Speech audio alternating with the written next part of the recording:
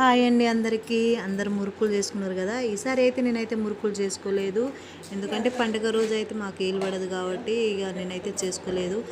ఇక మాకైతే chicken shop కదా, షాప్లో పోయినా కాబట్టి నాకైతే పండుగ రోజు అయితే కుదరలేదు. ఇక అమ్మ అయితే నేను అమ్మ వాళ్ళ ఇంటికి అక్క వేయింది. అమ్మ కొంచెం సీతాఫలం అయితే తీసుకొచ్చి ప్రతిసారి బస్తాలు బస్తాలు తీసుకొచ్చేది.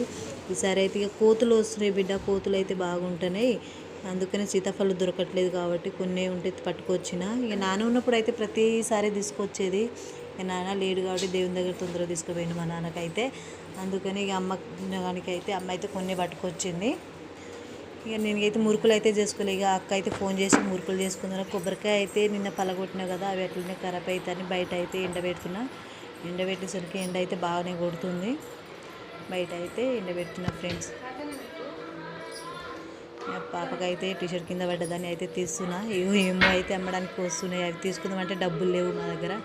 డబ్బులు అయితే లేవు కాబట్టి ఏం తీసుకోలేదు. ఆల్రెడీ సీతాఫలం ఉన్నాయి కదా, ఎందుకురా అంటే మా కొడుకు అయితే మమ్మీ తీసుకుందామంటే నాకు డబ్బులు లేవు, వద్దు అనేసి నా గేట్ కాడ పోయి చూసుకుంటే అవే సీతాఫలం అమ్ముతున్నాను. ఓకేనా ఫ్రెండ్స్, మరి లైక్ చేయండి, సబ్స్క్రైబ్ చేసుకోండి ప్లీజ్. ఓకేనా, ఉంటాను, బాయ్ బాయ్.